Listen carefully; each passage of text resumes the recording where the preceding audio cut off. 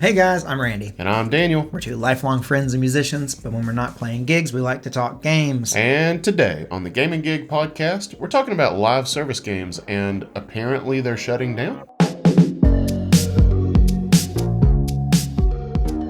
All right, so we're going to be talking about live service games. But, Yep. but before we do that, we had a question that I wanted to go over with you. It was Yes. from Rowan, and Rowan asked, do you struggle with deciding how much game to play before finishing the game?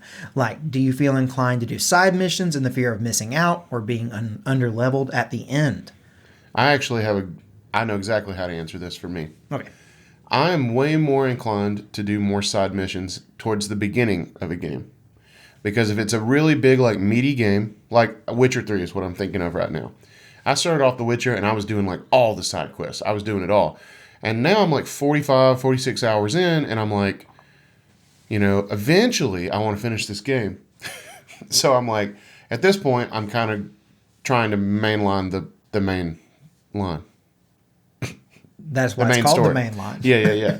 So, and I also want to do all the DLC and all that. So it kind of depends on how much time do I want to spend on the game, and I know that eventually I have to move on. So that's how I do it.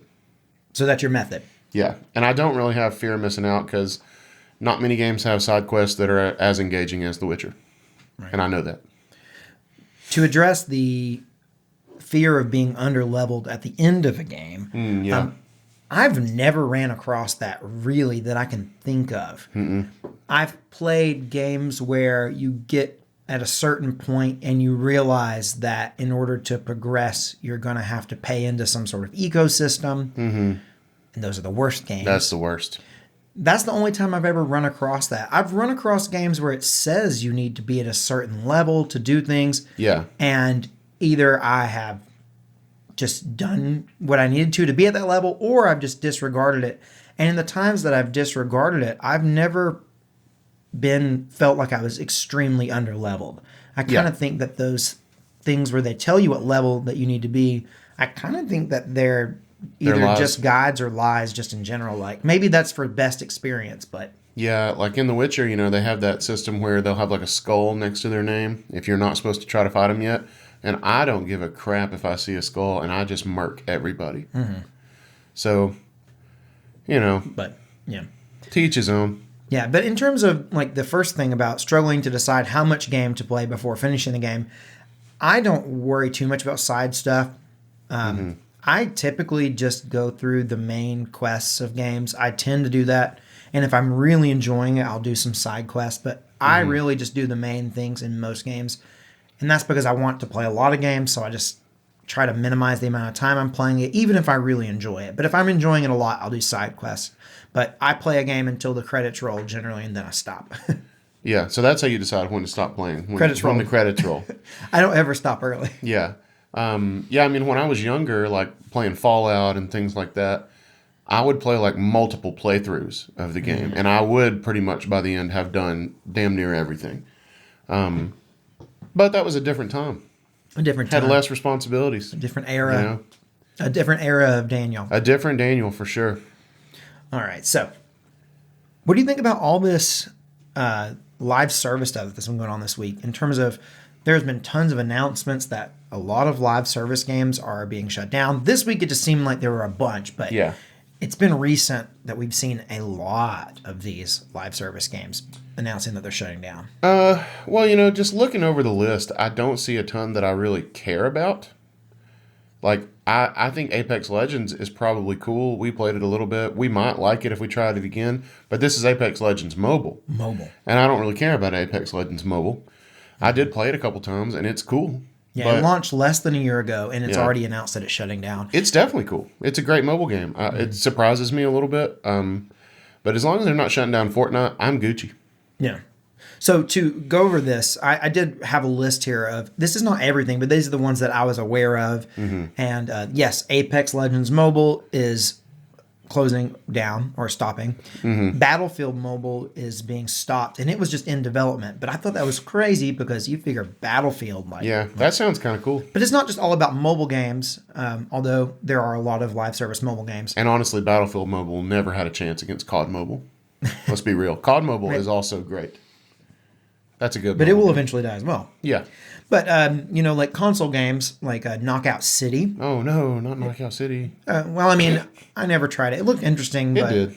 Rumbleverse, that's another one that's announced to be Let's get going ready on. to rumble verse. Babylon's Fall, which, okay, no one really liked that one to begin with. Mm-hmm. Marvel's Avengers is going to close down later this year. That game's been getting crapped on since it came out. Yeah, I mean, so did Babylon's Fall. Interesting ones I thought was Crossfire X. Okay, that one, and no one really liked the multiplayer to begin with. But what's interesting is that game additionally had a single player campaign, and that is also being removed, which doesn't make any sense to me. Yeah, that's kind of weird. It's kind of like the whole game is just getting unlisted. Getting pulled. Like getting pulled, yeah. And that includes the single player mode. Unless you bought it physically. I don't Just kidding. You can't. I don't know. Can you? I don't think you can purchase Crossfire X physically. I don't think you can. But another interesting one is Echo VR, which is, from what I've heard, it's been around for the longest. I think it's been around for like 6 years or something. And apparently people really like it and are really surprised that it's going to be closing down. But it kind of like brings us to even successful live service games, they all have an expiration date. They do.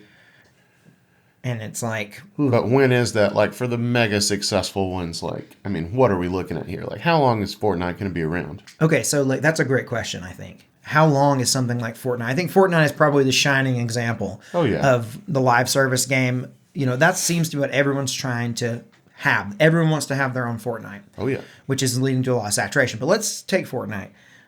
How long is it going to last? Fortnite launched in, I think, 2017 and really hit its stride in 2018. And now we're 2023 and it's still going strong. So we can say it's been around for 5 to 6 years. Mm-hmm.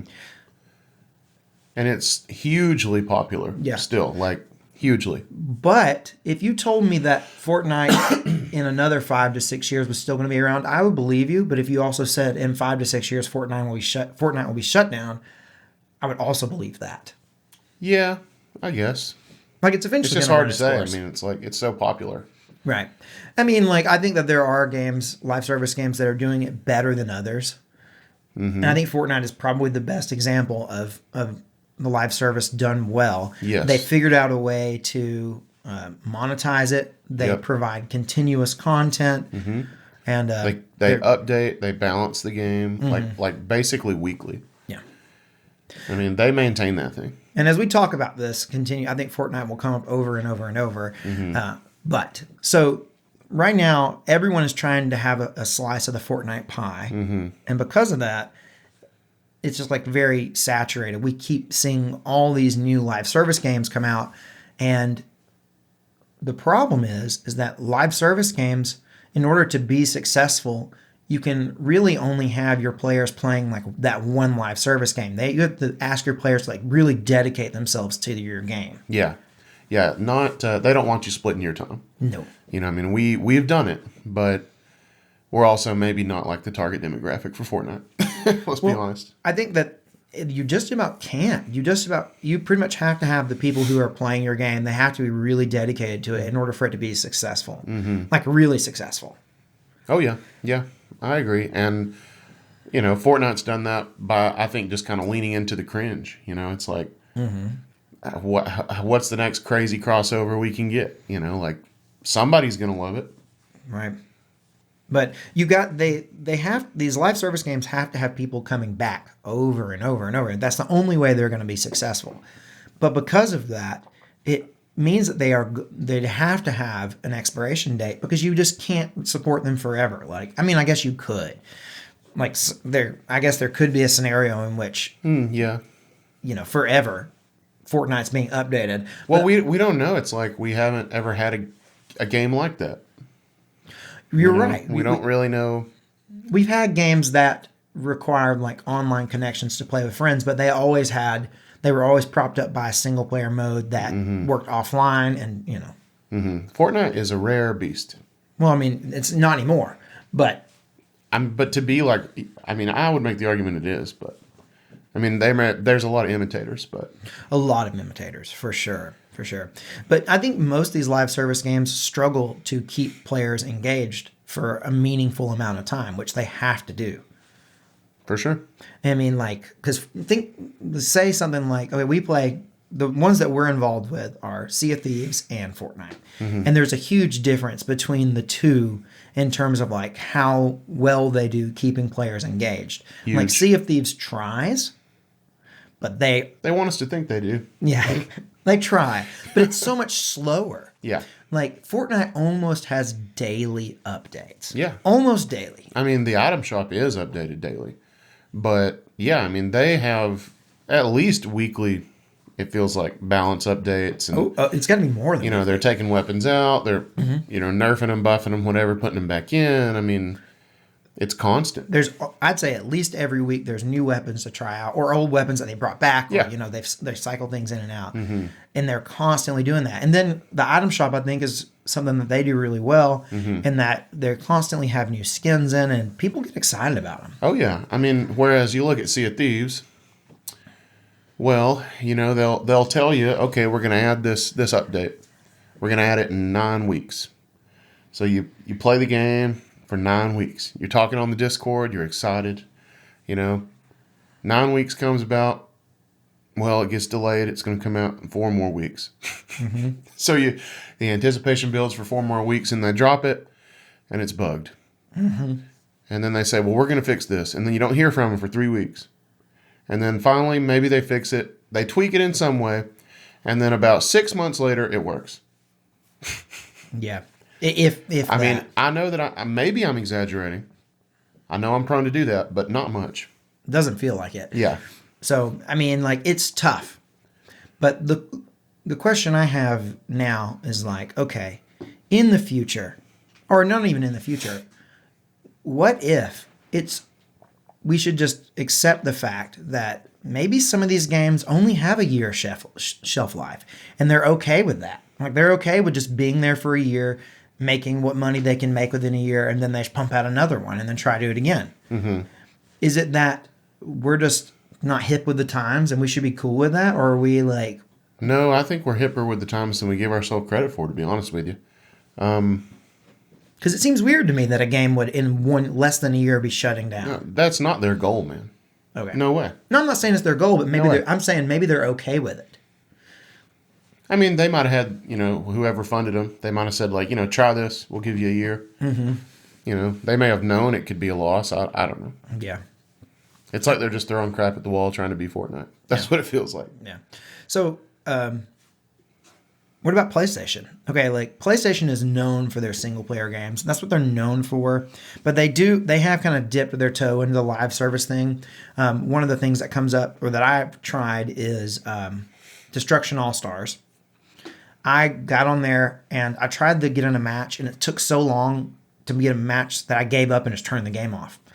Because, like, I know they've lost money on that game. But they have things like the Horizon, like Zero Dawn, Forbidden West. That series is reportedly getting a live service game. That's going to be Monster Hunter. It's going to be like Monster Hunter. Okay. Except you're fighting robots. Yeah, Robot Monster Hunter. Yeah, that might be neat. I could see that being interesting. Yeah. And then Last of Us is, getting its Multiplayer. live service multiplayer game. And I think both of those have the potential to be successful because there are riding on the coattails of existing popular IPs. Yeah, Last of Us, has this little thing going on right now called an HBO show. So Last of Us is more in front of people than ever right now. And it doesn't hurt that it's really good. So the show's good. Yeah. Yes. Oh, they're both good. The game and and the show. game. Yeah. So I mean, if they could get this out in a timely manner, they might be able to really capitalize. Did you see that, like, Last of Us Part 1 sales were, like, they jumped, like, a huge hundreds of %? No, I didn't. Yeah. But that doesn't surprise me. It makes sense, right? Yeah. Yeah, so, I mean, like, people are digging The Last of Us. I think that those have potential to be successful, but I don't know. I mean, like, Sony's bread and butter is their single-player offline experiences, so it's a little weird that they're apparently putting all this money into live service games. I don't know. So, what do you think in the future? Do you think that there will be, like, live service games? Like, will they be the dominant form of game that we see, or do you think that they will kind of fade away? If they keep making money, they'll be around. I mean, end of story. I mean, why would you take something away that could be a cash cow, you know? Right. And So I don't know. If it's like Fortnite's like the only one that sticks around, then yeah, maybe they won't be that popular. But yeah, I think they'll be around. Yeah, I mean, like Fortnite is obviously not the only one. Like No. the Call of Duties, they exist, you know, and they're big, and they also have single player components. But in terms of the big like live service only thing, yeah, there's not that many of them that are really successful. But I always hear, you know, people say like, oh, you know, it's worth it for them to try to make these because they could make 10 live service games and 9 of them could fail immediately. But if the one is successful, then it makes up for all those losses because they're just like that. They make that much money. It's like a crazy amount. Well, that would be a crappy future if everybody's just making live service games and 9 out of 10 of them suck. Well, That'd be bleak.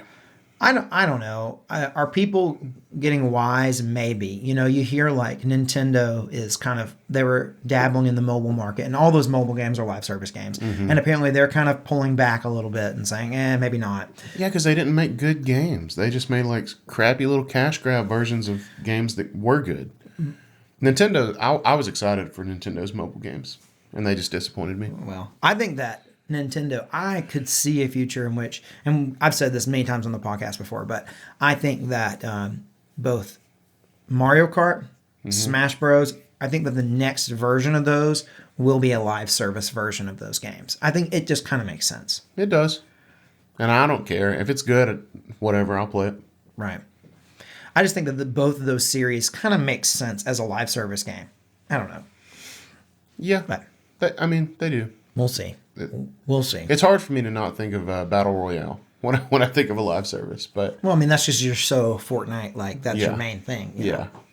And even Fortnite's not all Battle Royale, but no, it's not. There's a lot of play modes. This the Battle Royale is the main one. So, Daniel, Randy, in February, it's February now. We're in the beginning of February, but we have some big games coming out. And I put a poll up asking which new game of February are you most interested in? Right. And at 62%, this one. And then at 23%, this one. At 5, you get it? I was gonna let you run the entire joke. Yeah, well, you know. So yeah. I mean, Hogwarts Legacy is coming out this month, and that is obvious. Like, that's one of the biggest games. It's definitely probably the most hyped game coming out this year, period, I think. And what? No. Tears of the Kingdom. Oh, yeah. I didn't even think about that. I feel like it's been so long since we announced Tears of the Kingdom. I feel like it should have come out years ago. I feel like it must be coming out never. I figure Tears of the Kingdom's coming out when Metroid Prime 4 comes out. Right. Don't give it to Metroid. Tears of the Kingdom is, in my mind, bigger, and I think it probably is bigger. But Hogwarts Legacy is a huge game, and I think it's definitely got a lot of hype behind it. So it makes sense that it would be the highest in this. But then we have Atomic Heart coming in second. That game is, very BioShock. I don't know if you've seen the previews for it. I have, but it looks very BioShock. Isn't it from some of the same devs or creators? Maybe. I think it does. You might be have some right. of the same You might be right.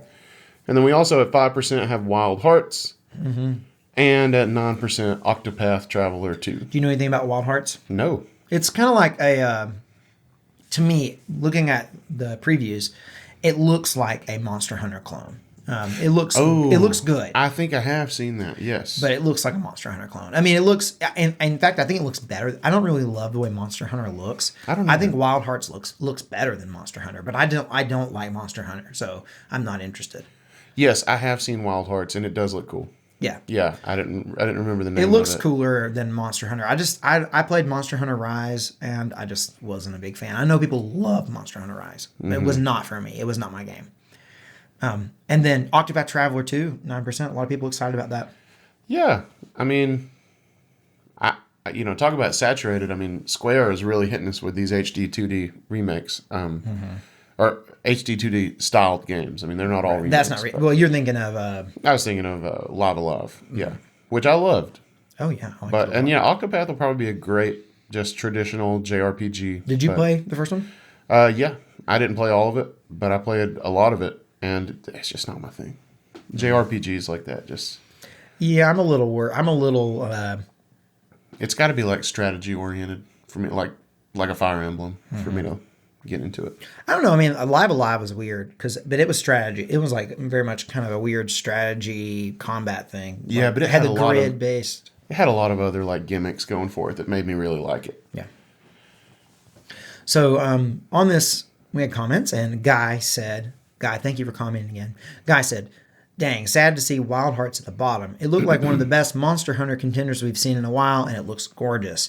The developers, Team Ninja, have made some solid action games in the past, like Neo 2 and all the Ninja Gaiden games, so from all the footage I've seen recently, I doubt they'll disappoint. Plus, Monster Hunter is such a fun co-op experience, I can't wait to play this with friends." I think that's what Yeah, sucked about when I was playing Rise. I was playing it by myself. I think Yeah. you got to play with other people online to make it good. yeah. We were just talking about that with beat 'em ups, like beat 'em ups the genre, not beat 'em ups the YouTube. Not the YouTube channel. No. Yeah, you got to. Some genres are just meant to play with people. Right. I think that the Monster Hunter thing would definitely be better, not by yourself. So, yeah, I mean, I agree. I think Wild Hearts to me looks good, but I'm not interested in it because I'm not interested in the Monster. Have you played any Monster Hunter stuff? Never. I mean, you might like it. It looks neat. I don't know. We'll see. Yeah. All right. We got a comment from D1 Usions of Grandeur. D1 said, Atomic Heart for me looks like a Russian Bioshock and it's on Game Pass. Holding off on Hogwarts due to the $70 and locked content, but may pick up later if it ends up being good. Yeah. Yeah. Atomic Heart does look good. And like we were saying earlier, it does look good. I mean, the similarities to BioShock are like, it's obvious. They're not trying to like hide it. It's obvious that it's a BioShock thing. Definitely. So, I mean, holding off on Hogwarts, I don't blame you, honestly. If I wasn't renting it, Yeah. I'll probably let you do the R&D on Hogwarts. yeah. I mean, wait, I'm not renting it. I take it back. I pre-ordered it from Oh, did you? GameStop. Yeah. I mean, Look, my wife is such a huge Harry Potter fan. I have to have it day one. She has to have it day one. I really want to play it. I don't know. It looks great. I got no doubts. I mean, I have nothing has actually happened that makes me think it's going to be bad. Right. I'm just, If day one comes and the reviews are bad, I wouldn't be like surprised. right. You know. Yeah. I don't know if I'll wait for long-term reviews to come out, but I'll at least probably wait for day one. Right. Because I'm going to buy it on Steam. Hopefully it'll run well on Steam Deck. It's pre-verified, bro. It's pre-verified? Yeah. They're going to get that thing to play on the Switch, so it's got to run on the Steam Deck, right? Oh, come on. don't do the Steam Deck that way. All right, so next we got Abel, who said, Hogwarts Legacy easily. I loved Harry Potter since I was a kid. I've 100% and got all achievements on both the Lego games, seen all the movies, read all the books, everything. Can't wait to explore an open world on modern hardware. Well, it's for you, man. I think that's, I could get it. I'm right there with you. I mean, not with the Lego games, but I played the Lego games too. But I'm also very excited about just exploring it in open world. That just sounds great. Us millennials, you know, I we mean, love us some Harry Potter. Harry Potter was for us. Oh yeah, that was our generation. Yeah. When I was in elementary school, when those books were first coming out, and they were definitely meant for our age group. I read them every summer when it came out. I would read that book instead of my summer reading for school. Instead, not additional, not adding to it. I would still do some of my summer reading for school, but I rarely finished it all because I would be reading Harry Potter. Fair enough. All right. Ray Chi says, I wanted to play an indie game called School Arcana, but they are taking too long to release, so Hogwarts is the way to go. Hogwarts? That's what he said. Hogwarts? That's a typo. Yeah, Hogwarts. I think, even if it was just Hogwarts, that's also, you got to add the S. It's plural. Mm-hmm. But no. Hogwarts. It is interesting how, these indie games can take, you get excited about wanting one, and then, you have to wait for the developer to release it, which is a shame. I'm kind of been that way about Kerbal Space Program 2. That game was announced years ago, and it's coming into early access in February, which I'm super excited about. But I'm so torn. Do I play it in early access? Do I wait? I just don't know. Yeah, you play it in early access, man. I'm afraid it's going to be in early access for a long time. Yeah, exactly. Exactly. So, also, I figured out what a Hogwarts is. What's a Hogwarts? It's like if you have a young sidekick that you're kind of teaching the ropes, but it's also a hog. It's your hog ward. It's a little pig companion that you're showing the ropes. Mm-hmm. Gotcha. Just like Robin was Batman's ward, Right. If you have a little hog ward. All right. Water Lemon said, since Atomic Heart is on Game Pass, I've been very excited to play. Yeah, it's great that stuff's going to Game Pass. Mm-hmm. I think that's what Game Pass is all about. I hope we continue to see these day one releases going into Game Pass. For sure. Panda Gaming said, Hogwarts Legacy. I've been waiting for a game like this all my life because I'm a very big Potterhead. Emoji. This game is like a dream. Thank for asking. Thank you for giving this quote. Thank you so much, Panda. That sounded bad. I didn't mean for it to sound like I was like insulting you. Well, Panda thank Game. you. It just sounded bad. I'm just trying to pick up on your lingo. Mm-hmm. Oh yeah, I'm with you, Panda. yeah. I am excited. I mean, I know Harry Potter games in the past have disappointed, but hopefully this one won't. Mm-hmm. All right. Next we got Oscado95. Oscado. Hogwarts Legacy looks great, but I'm waiting for reviews. Smart yeah, I person. don't blame you on that. Smart I really don't.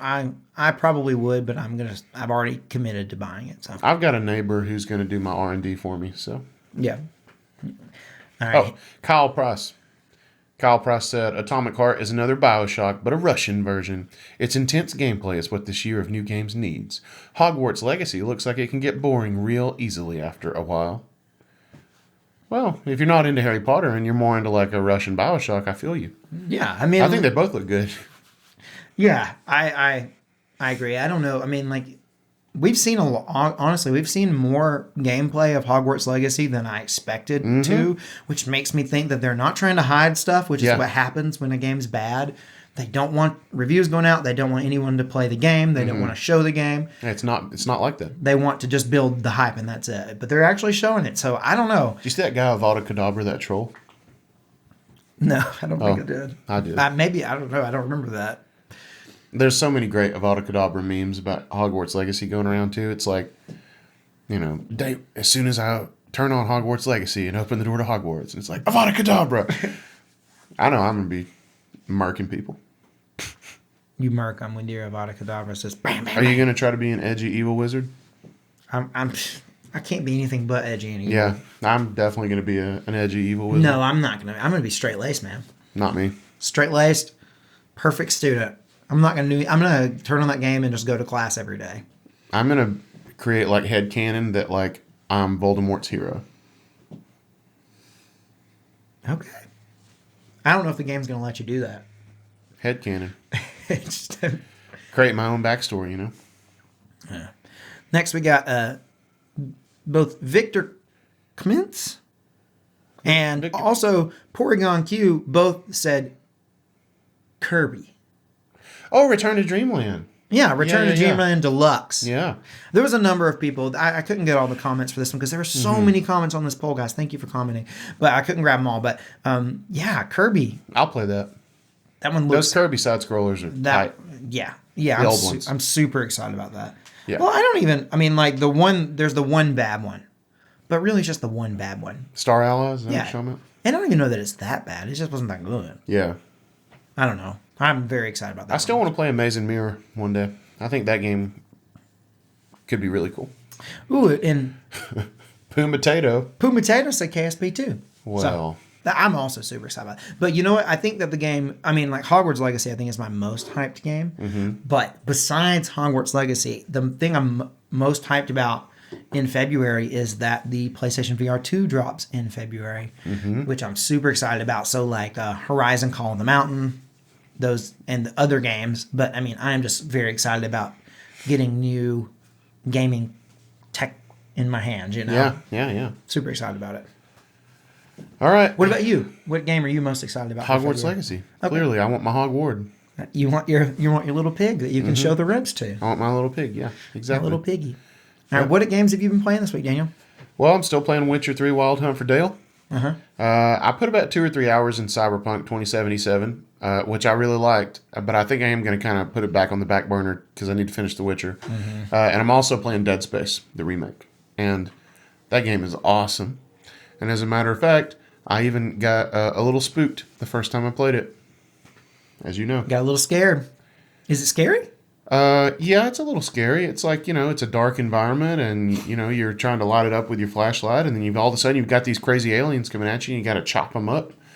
And then, curb stomp them. Is that how you chop them up? Pretty much. Yeah, pretty much. You do underhanded jabs? Yeah. Okay. Yeah. So you got to chop them up. And then, when real life also kind of creeps you out right after you did that, yeah, it happens. You had your jabs ready, huh? I had my jabs ready. Basically, what happened is I was playing Dead Space at night, like after dark. Like this wasn't middle of the night, but it was too late for somebody to be doing what they did. And somebody pulled into my driveway and like parked next to my car. And I couldn't see him because it was dark and it was scary. And turns out Randy had ordered a pizza and they went to the wrong house. That's exactly what happened. But it was scary. And then Daniel called me and said, "Do you know why there was just a car in my driveway?" And I was like, "I have no idea, man." Mm-hmm. And I'm still mad at him about it and I'm going to get him back. So, well... But Dead Space is really good, by the way. I know I kind of glossed over that, but it deserves the reviews. Yeah, It's really good. I'm excited. I'm going to play that one in the near future.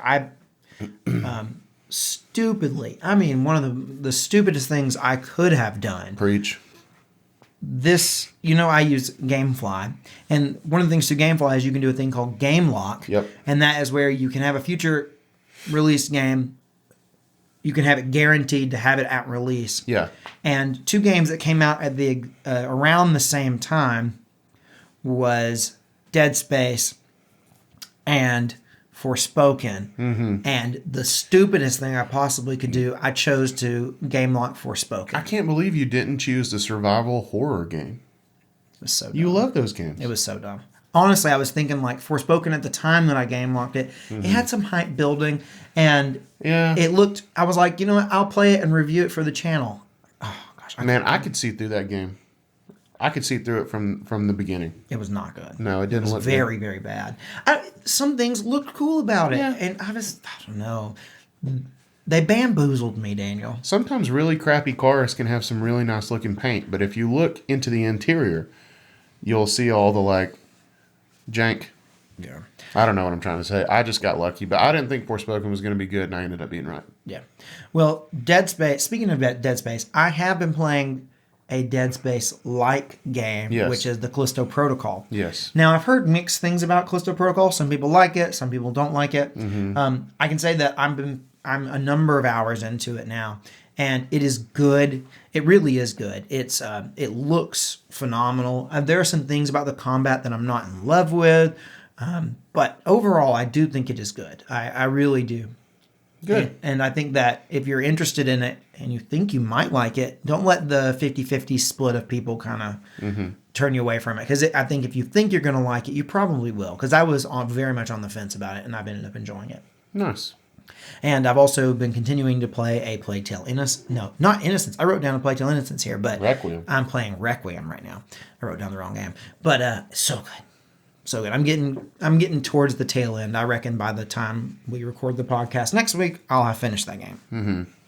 So good. And then Catherine and I finished playing Untitled Goose Game. We had a lot of fun with that one. Best stealth game of the decade. And then we replaced that. Once we finished it, we started playing Teenage Mutant Ninja Turtles Shredder's Revenge. Mm-hmm. And we finished that last night and had a blast with it. We loved it. We have never played a beat 'em up together. Mm-hmm. It's the first one Catherine had ever played. They're made for couch co-op too. Oh yeah. It was great for co-op. Catherine had never played one, loved it. You should play River City Girls next, man. Well, we'll try it. Yeah, I know that one's one that people like, but that one's digital only, or is there physical copies of that? I think it's digital. Yeah, we'll have to try it. Actually, I think next we're going to, and I need to borrow a GameCube controller from you if you're still willing. And I suppose not to put you on the spot on the podcast where you can't say no. You could say no. Oh, I'd say no if I needed to. Yeah. But I don't. But you already told me that you'd let me borrow it. Yeah. And I need to borrow that from you before I go, because I think we're going to start playing Paper Mario. The 1,000-Year Door. Because Catherine bought me a copy of that on GameCube for my Christmas gift this past year, and we haven't played it yet, but we're going to play it together. We're going to, even though it's a single-player game, we're going to swap the controller back and forth. Very cool. We played the first Paper Mario game that way and loved it, so looking forward to that. So that's what I've been playing. So... It is the end of the podcast. Well, not the end. We've reached the best part. The best part. The best part. So if you're new here, every week we have this thing called the 3 for Dale Club that we like to shout out. And the way you join the 3 for Dale Club is you watch to the end of our podcast and you comment something. Just include 3 for Dale in your comment. You don't have to just say 3 for Dale. You can say something else and then include 3 for Dale later. That's okay. But we'll put you in the 3 for Dale Club and we'll shout you out. So, Randy, you want to shout some folks out? Yeah, this week we had Punchy Punch and Landon Stallings. Yes. So thank you guys for being part of the 3 for Dale Club. But that's not it. Last week, turns out I'm not perfect as much as I'd like to believe. I'm shocked. Last week I missed someone, and that was Rowan. Rowan. The same person that at the beginning of the podcast we answered the question about. Well, about the we hope you feel finishing. special this week, Rowan. So sorry for missing you last week. I'm very, very... Because what happened is this. Mm-hmm. I always go to the most recent video, and that's where I pull the 3 for Dale Club. Right. But what happened is that Rowan wanted to get on the 3 for Dale, but it was on a podcast from weeks ago. You seriously going to turn this back around on them? No. What I'm saying He's is... blaming you. We've never had that happen before. Yeah. It's the first time it's ever happened. We're a small channel. We are. So what I'm going to do is, for all future 3 for Dale Clubs, if you comment within a week, you're in the 3 for Dale Club. It doesn't matter what video you comment on, whether it was a past podcast or the most recent one. Absolutely. I'm going to include you. That way I don't forget. So sorry about that. That was just my bad. All right. So Rowan forgives you. I hope so. Because I really didn't mean to leave you out. And I got you this time. All right. Heck yeah. All right. Well, until next time, guys, I'm Randy. Which makes me Daniel. And this has been Gaming Gig. Peace out.